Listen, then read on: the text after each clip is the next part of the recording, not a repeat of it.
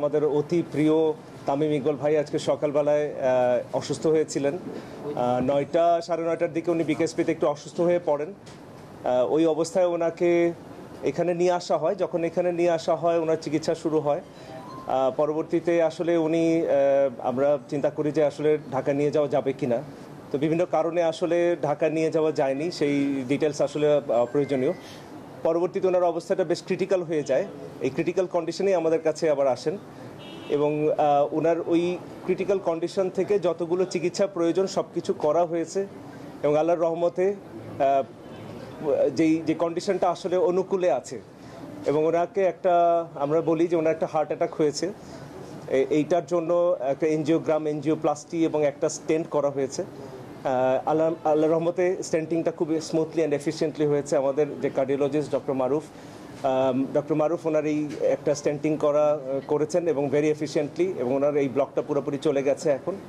But অবশ্যই আমরা যেমনটা বলছিলাম যে একটু ক্রিটিক্যাল কন্ডিশনে ছিল, স্টেন্টিংয়ের পরেও এখনও উনি অবজারভেশনে আছেন এবং ক্রিটিক্যাল কন্ডিশনে এখনও কাটেনি, এটা একটু সময় লাগবে।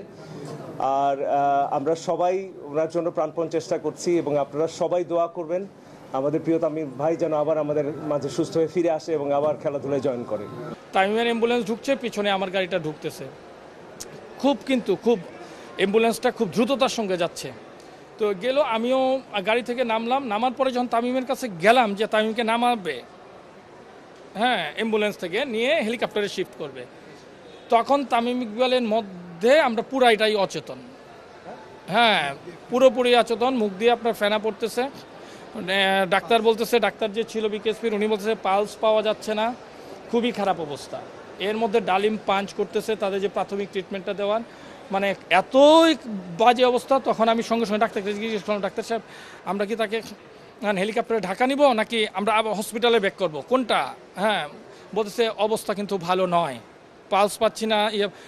অবস্থাটা আমি তো তামিম গেলে পায়ের দিকে আমি এরকম করতেছি, তামিম বলে ডাকতেছি, কোনো প্রকার রেসপন্স নাই। ডাক্তার বলতেছে দাদা খুব তো সঙ্গে সঙ্গে ডাক্তার যখন বললো যে না নেওয়াটা ঠিক হবে না, সঙ্গে সঙ্গে বললাম তাহলে হসপিটালে ব্যাক করেন। আমরা আবার ট্রলি দিয়ে জিনিসটা ভেতরে নিয়ে, হ্যাঁ, ডাক্তারের পরামর্শক্রমে আমি বললাম যে যেহেতু আমি ম্যাচ রেফারি ছিলাম, আমাদের তো একটা সিদ্ধান্ত তো নিতে হবে। আমি ওই জায়গায় আমি বললাম যে হসপিটালে চলে আমরা ব্যাক করি।